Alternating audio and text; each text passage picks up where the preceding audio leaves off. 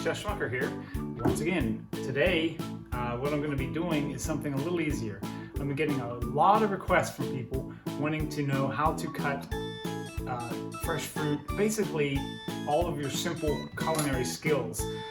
Today I'm going to show you how to cut fruit, and really quick and easy. Some people might know all well how to work with these, but I've had several people say they have no idea how to clean some of these fruits. A pineapple, you're going to have a nice sharp knife, a scrap container, and you're going to first cut off both ends. Then you trim it down the sides, from top to bottom.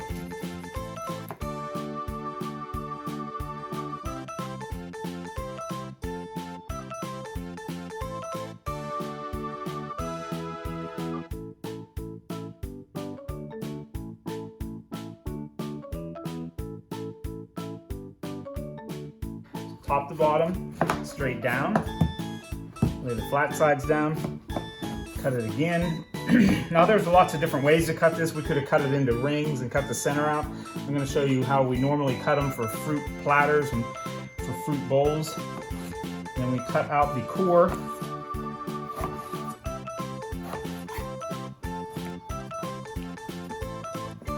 Get rid of that. And now we'll cut this down again. You could leave this whole. I like to cut it most of the time down a little smaller. And now if I'm doing a fruit bowl, I might cut these a little thicker like this. And then these will be just tossed together, tossed in a bowl with all the other fruits. They're a little bit bigger, your 1/2-inch chunks. If I'm doing them for like a nice platter that I'm going to lay out, I'll do them a little thinner, about 1/4 inch thick. Wash and sanitize our hands and the cutting board and the knives between every piece of fruit. Normally in the industry or at the culinary school, Westmoreland County Community College, I would be wearing gloves for cutting this because it's ready to eat food. But it's for my wife and I and the family, so I'm not going to waste my gloves. I'm going to quickly do a cantaloupe. This is the exact same process to start with that we did for the pineapple.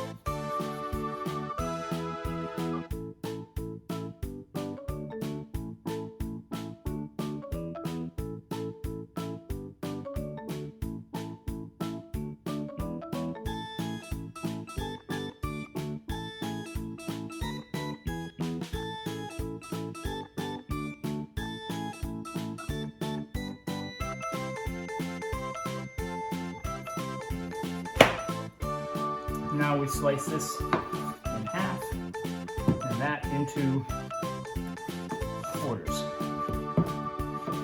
And now we do the exact same thing. Take it from here. If we wanted to put it on a nice platter, we can cut it nice and thin. We can chop it. You can cut it thicker like this.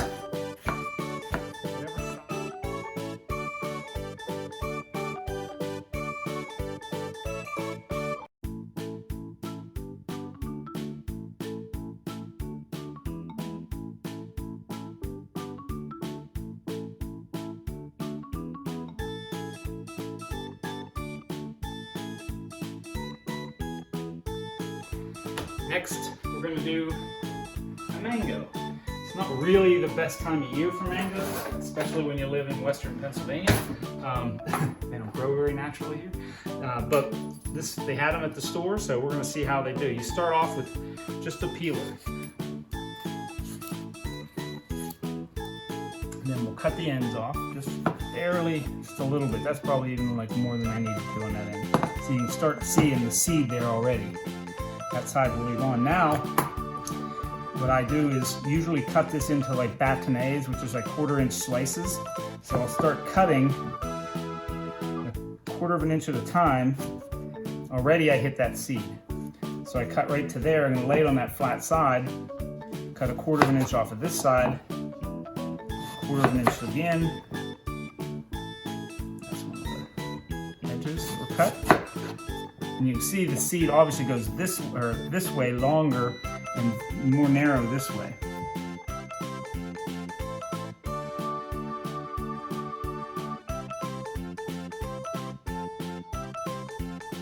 So you can see that seed is right on the edges, so it goes all the way from here to here.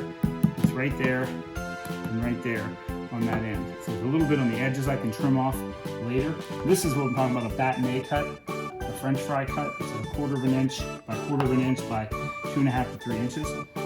Then we would just take these, you take them one at a time or several at a time, and you're holding the knife, just proper knife skills. You'd always have your right finger on the bottom of the heel and the thumb on the other end of the heel of the knife, and 3 fingers wrapping around the handle. You don't want to hold like this because there's no stability, and you don't want to hold like this because there's no stability. Like this, you have complete control.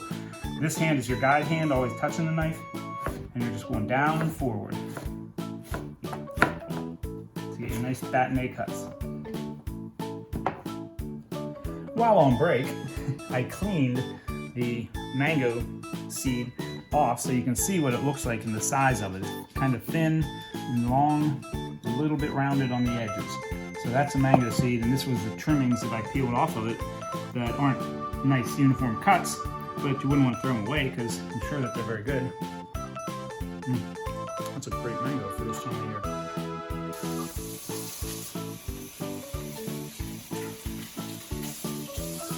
Always wash our hands between every different fruit we cut. Sanitize the board.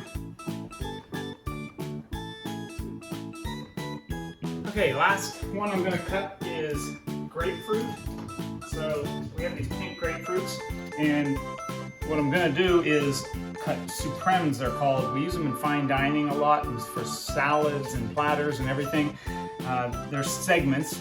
You can do it with an orange, lemon, lime, any citrus.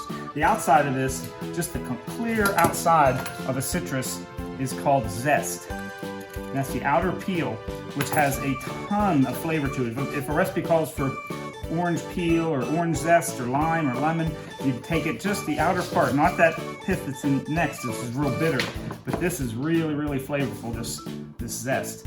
We don't need it right now, but what we're gonna do is get the grapefruit segments. So we're gonna cut the 2 ends off. We call them supremes, like orange supremes, if we're doing this with an orange. So we lay it down flat, just like we were doing with the other fruits. We're gonna take it all the way around, and you don't wanna get rid of all the white pith out of there and just have the meat.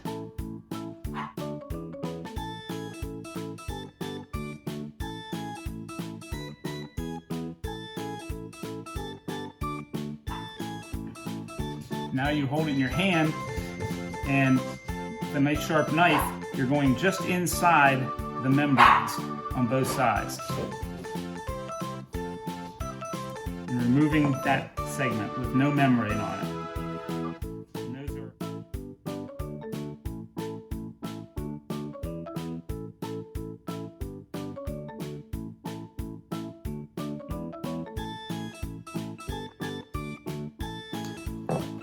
Now this is your peels that are the scraps.